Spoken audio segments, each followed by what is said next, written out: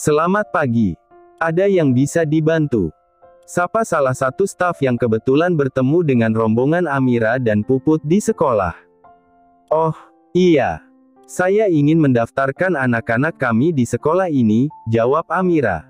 Baiklah, kalau begitu mari ikut saya, Bu. Amira dan Puput dipersilakan mengekor di belakang seorang staf yang akan membantu mereka melakukan pendaftaran. Sementara itu, Bella justru sibuk melihat sekelilingnya. Dia sangat berharap bisa bertemu dengan Kirana. Di mana Kak Kirana?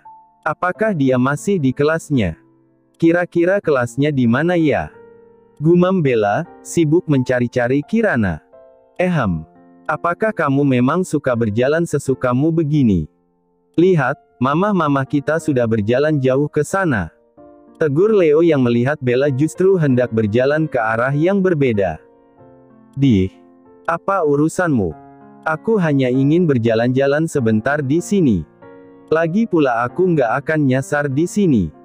Ketus Bella yang segera berjalan menjauh. Leo hanya menghela napas panjang diiringi gelengan kepala khas orang dewasa. Leo benar-benar seperti orang dewasa yang terperangkap dalam tubuh anak-anak. Ya, sudah terserah dia saja. Putus Leo, hendak melangkah pergi menuju jalan yang sama dengan mamahnya dan Amira. Namun, baru beberapa langkah, hatinya merasa terusik. Dia tidak tenang melihat Bella berjalan sendirian di tempat asing. Bergegas dia berlari mengejar mamahnya untuk meminta izin. Mamah, aku pergi berkeliling sebentar bersama Bella.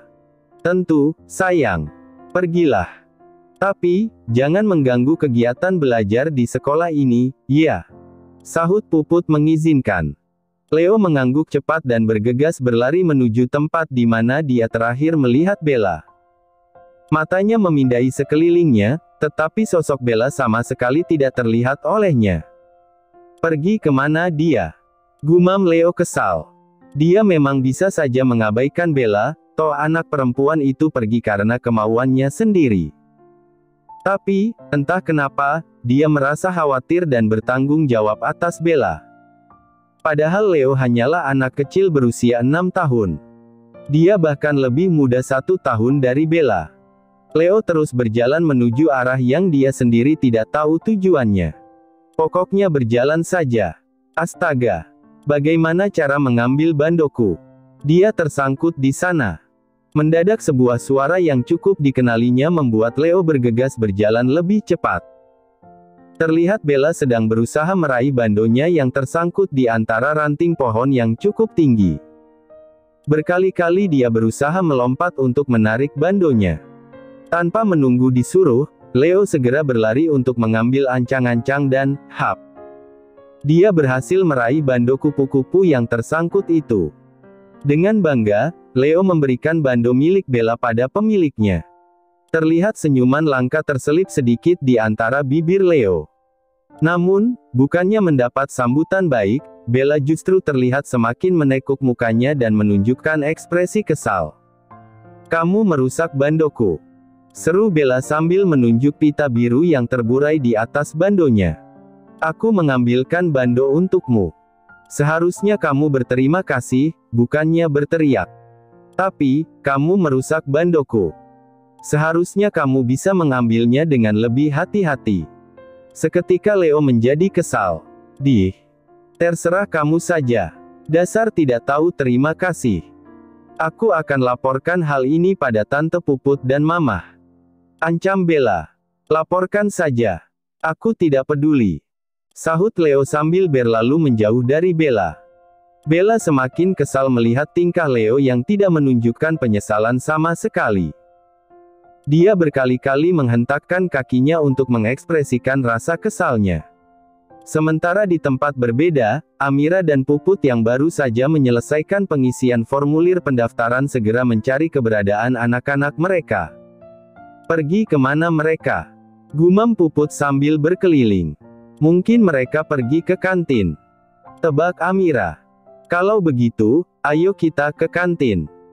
Baru beberapa langkah, mendadak kaki mereka terhenti saat hampir menabrak seseorang dari arah yang berlawanan. Terlihat jelas dia sangat terburu-buru dengan banyak berkas di tangannya. Maaf, celetuk perempuan itu. Tidak apa-apa, sahut Amira sambil tersenyum ramah.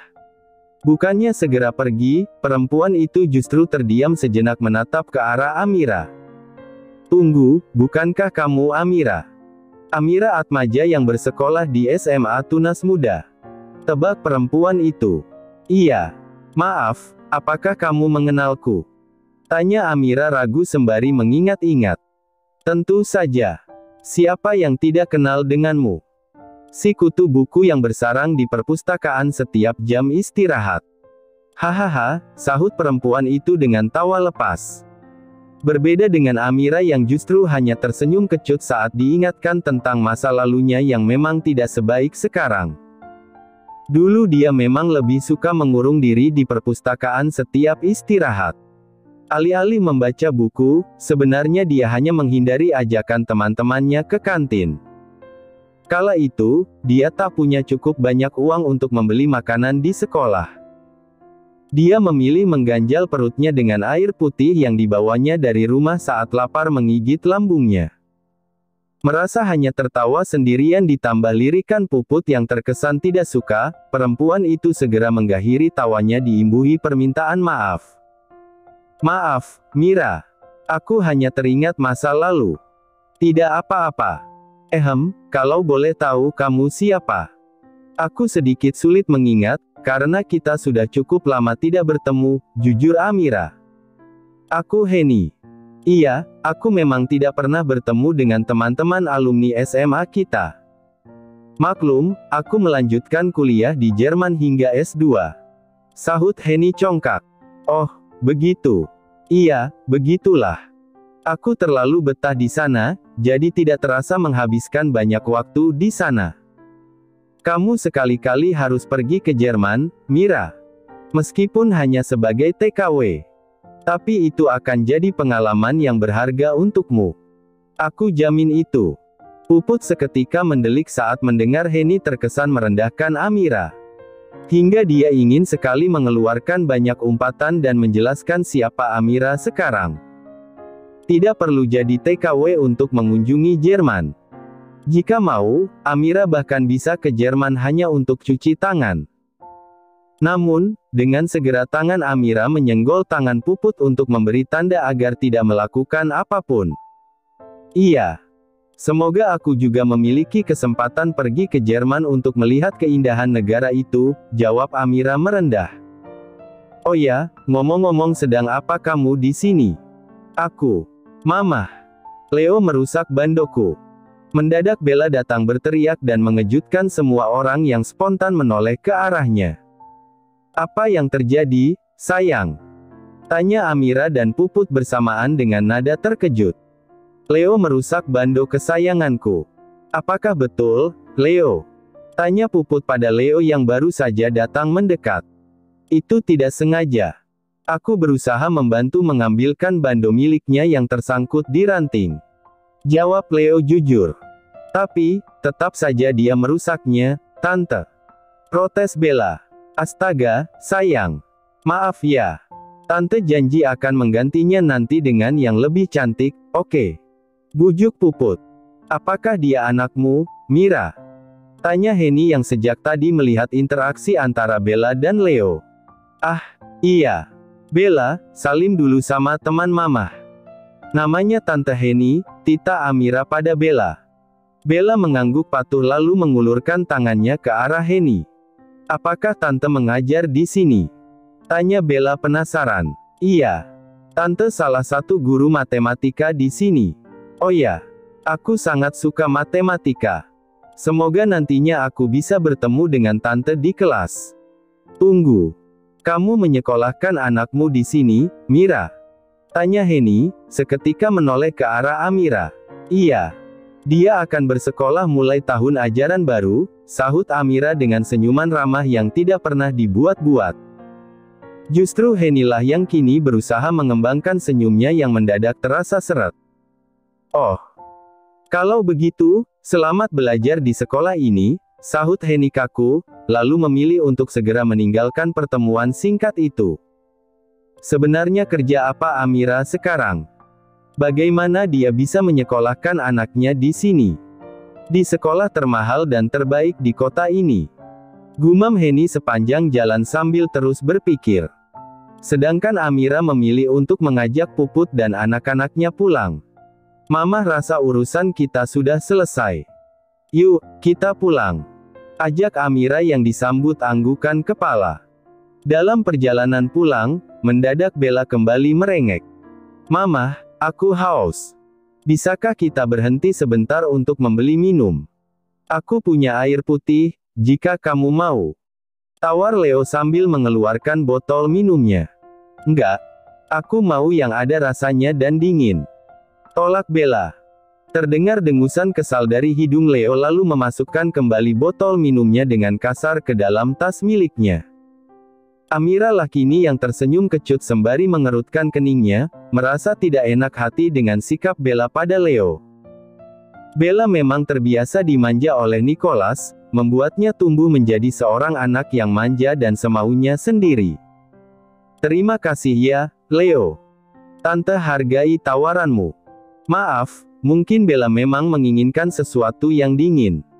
Ucap Amira berusaha menghibur Leo. Kalau begitu, kita mampir sebentar ke minimarket di depan sana. Kita cari sesuatu yang segar. Bagaimana? Tawar Puput yang sedang menyetir, lalu disambut antusias oleh Bella. Keempatnya kini turun dari dalam mobil dan mulai masuk ke dalam minimarket. Bella bergegas berlari menuju chiller penyimpanan minuman dingin. Sementara Leo justru lebih tertarik ke arah rak buah potong dan mengambil salah satu semangka potong yang terbungkus kap plastik. Kamu sudah mendapatkan apa yang kamu cari, sayang? Tanya Amira pada Bella yang masih berdiri di depan chiller terbuka. Sudah. Ayo, Mah. Sahut Bella cepat sembari menutup pintu chiller. Deretetete, deretetete. Mendadak ponsel Amira berbunyi, membuat langkahnya terjeda untuk mengambil ponsel di dalam tas. Nicholas, lirih Amira sambil menggulir layar ponselnya. Halo, Nicholas. Sayang, kamu sedang apa? Mendadak aku rindu sekali. Sepertinya baterai cintaku terasa kosong dan harus mendengar suaramu untuk mengisinya. Sahut Nicholas dari balik telepon. Kamu berlebihan sekali. Baru beberapa jam kita berpisah. Itu seperti beberapa abad bagiku. Kamu harus tahu itu. Mamah. Ayok. Suara Bella tiba-tiba memburu. Apakah itu Bella? Kalian ada di mana? Tanya Nicholas saat mendengar suara Bella tak sengaja masuk ke panggilan telepon. Kami baru pulang untuk mendaftarkan sekolah Bella. Dan, sekarang kami sedang berada di minimarket. Bella meminta sesuatu yang dingin. Apa? Kamu di minimarket mana? Minimarket dekat sekolah Kirana. Kasirnya laki-laki atau perempuan? Laki-laki. Astaga, Amira. Aku tidak rela kamu bertatapan terlalu lama dengan laki-laki lain. Diam di sana, biar aku yang membayar belanjaanmu. Ucap Nicholas posesif. Tapi, Nico. Tut. Astaga. Dia benar-benar keterlaluan. Gumam Amira kesal dengan sikap posesif Nicholas yang mendadak kumat. Ken. Amira dalam situasi gawat. Seru Nicholas pada Ken yang sedang menyeruput kopi panasnya. Mendengar seruan yang mengejutkan, membuat kopi yang dipegang Ken nyaris tumpah membasahi badannya. Situasi gawat seperti apa maksudmu? Bukankah Amira bersama dengan istriku? Sahut Ken sama paniknya. Tentu saja dia berpikir jika Amira kenapa-kenapa, hal yang sama tentu terjadi pada Puput. Akan aku jelaskan di jalan. Sekarang kita harus segera sampai ke minimarket tempat Amira berada. Minimarket. Ayok, Ken. Kamu lambat sekali. Tepuk Nicholas ke dada Ken sambil berlalu.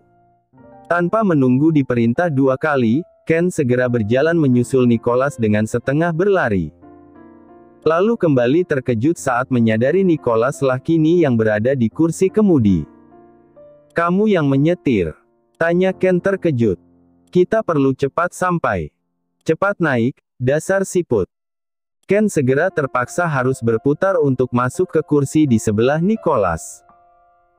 Belum sempat Ken masuk dengan sempurna, Nicholas sudah menginjak pedal gas, membuat Ken kewalahan menutup pintu mobilnya. "Sebenarnya apa yang terjadi, Nico?" tanya Ken penasaran sambil memasang sabuk pengamannya. "Amira berbelanja di minimarket." Ken seketika mengernyit keningnya heran. Kenapa memangnya kalau dia berbelanja di minimarket? Dia bahkan pernah bekerja di minimarket sebelum menikah denganmu, kan? Kasirnya laki-laki. Seru Nicholas geram. Ken membelalakkan matanya, mulai tahu ke arah mana pembicaraan Nicholas kali ini. "Jadi kamu cemburu karena Amira dilayani oleh kasir laki-laki?" "Iya," seru Nicholas sambil menginjak pedal gas lebih dalam, membuat Ken seketika berpegangan pada gantungan pintu untuk menjaga tubuhnya tetap tegak. "Nicholas, kalau kamu tidak mau Amira bertemu dengan laki-laki manapun, seharusnya kamu menyimpannya di dalam brankas dengan sandi rahasia." Kesal Ken. "Diamlah. Aku tak rela Amiraku bertatapan dengan laki-laki lain. Pasti mereka akan mengobrol, lalu saling memberi sesuatu. Dan, apakah si laki-laki akan pura-pura menyentuh tangan Amiraku?" Cerocos Nicholas.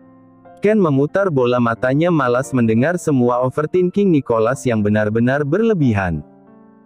Tentu saja mereka akan saling bertatapan dan saling mengobrol. Karena Amira sedang bertransaksi dengan manusia. Bukan dengan biji kecubung. Geram Ken. "Diamlah, Ken. Aku harus fokus menyetir agar bisa segera sampai." Seru Nicholas lagi, padahal jelas-jelas Nicholas yang paling berisik di sini. Ken yang tahu persis watak Nicholas, memilih diam dan mengalah untuk menjaga kewarasannya. Di minimarket, Puput bertanya pada Amira yang tak kunjung pergi ke meja kasir. "Apakah ada sesuatu lain yang ingin kamu beli, Kak?" Sebenarnya tidak ada. Tapi, Nicholas melarangku membayar semua belanjaan ini." Puput mengerutkan keningnya. "Maksudmu, Kak Nicholas ingin kita berhutang?" "Bukan begitu, Put. Kamu tahu kan, Nicholas sangat posesif, dan dia tahu kalau kasir yang sedang berjaga saat ini laki-laki. Jadi, aku tahu. Kalau begitu, aku saja yang membayarnya." Usul Puput. "Baiklah, itu ide bagus. Kasihan juga anak-anak jika terlalu lama di sini menunggu papahnya datang. Jadi maksud kakak, Kak Nicholas sedang datang ke sini hanya karena mau kamu berhadapan dengan kasir laki-laki?" Amira mengangguk sambil tersenyum kecut. "Astaga. Kak Nicholas benar-benar posesif tingkat dewa. Kamu tahulah, bagaimana dia sejak dahulu kala." "Baiklah, aku bayar dulu semua belanjaan kita," utus Puput. "Pakai kartuku saja, Put," ujar Amira sambil menyodorkan kartu hitamnya. Puput mengangguk patuh sambil mengambil kartu yang diberikan Amira padanya. Lalu berjalan menuju meja kasir, sementara Amira memilih untuk duduk di salah satu bangku yang tersedia di sana bersama Bella dan Leo yang sejak tadi menunggu. "Apakah masih lama, Mah?" tanya Bella kesal sambil menyeruput minumannya yang sudah tinggal setengah. "Tante Puput sedang membayar di kasir. Jangan lupa dengan makanan dan minuman yang kamu makan, Tan," ucap Leo mengingatkan. "Tenang saja, Nak. Mamahmu membeli beberapa produk yang sama. Jadi tinggal menambah jumlahnya saja," ucap Amira lembut sambil mengusap kepala Leo gemas. "Kak Amira, ada sedikit masalah," seru Puput dari arah meja kasir. "Ada apa, Put?" "Aku lupa passwordnya. Aku sudah memasukkan 2 kali password yang salah."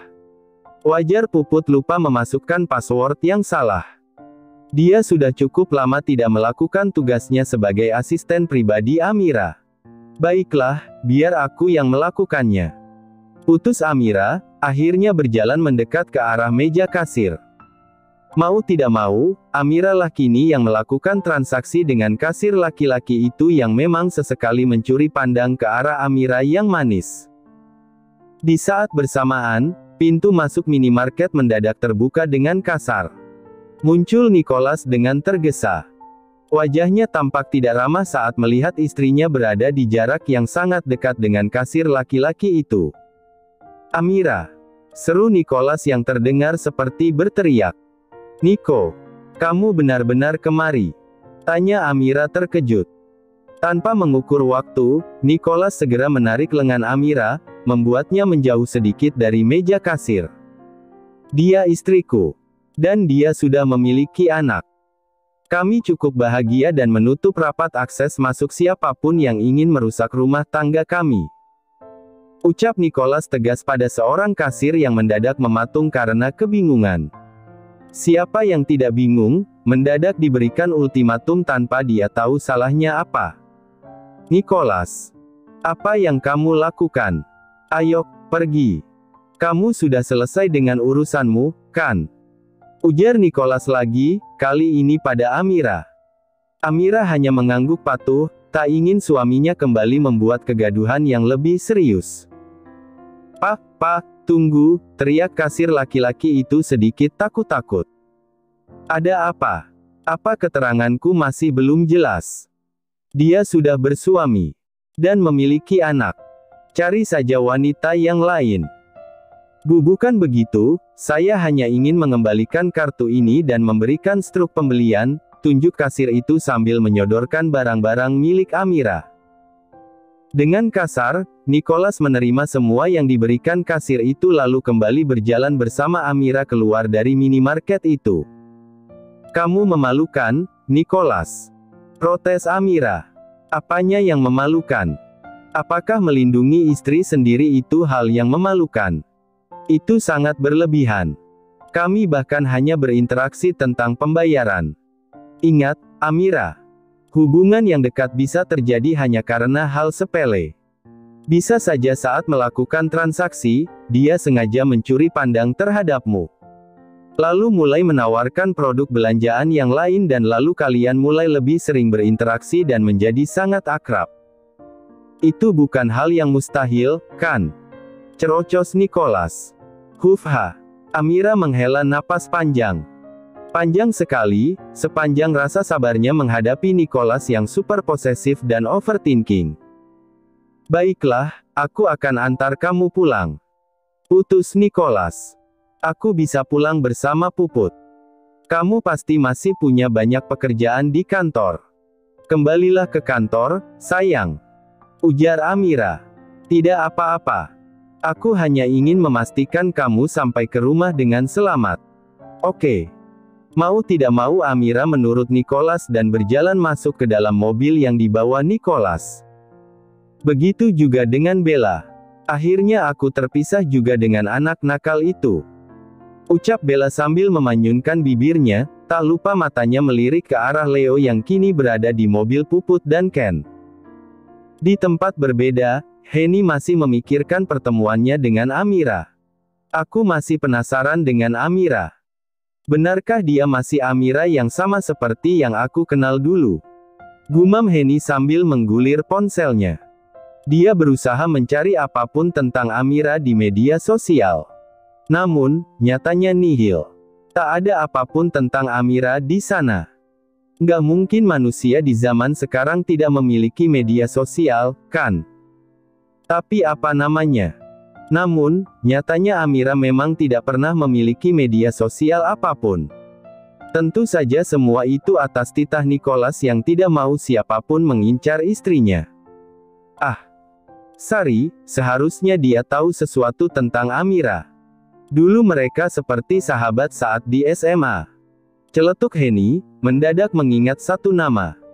Tanpa menunggu lama, Henny segera menghubungi perempuan bernama Sari itu. "Halo, Hen," sapa Sari dari balik teleponnya. "Sari, bukankah dulu kamu sangat dekat dengan seseorang bernama Amira Atmaja? Apakah kamu tahu bagaimana kabarnya?" "Aku tidak banyak tahu tentang dia akhir-akhir ini. Yang aku tahu, dia menjadi penjaga di salah satu minimarket setelah lulus SMA." Cerita Sari, seketika membuat Henny tersenyum sinis. Jadi benar dia tidak sekaya yang aku kira. Tapi, kenapa dia bisa menyekolahkan anaknya di sini? Gumam Henny lirih di sela-sela pembicaraannya. Tapi, aku mendengar kabar terbaru. Ayahnya sempat berada di Singapura untuk pengobatan dan pemulihan sebelum akhirnya meninggal dunia. Sambung Sari lagi, seketika membuat senyuman Henny sirna. Pengobatan di Singapura. Bagaimana caranya Amira yang hanya bekerja sebagai karyawan minimarket membawa ayahnya berobat di Singapura? Ada rumor yang bilang, dia dinikahi oleh seorang konglomerat di kota ini.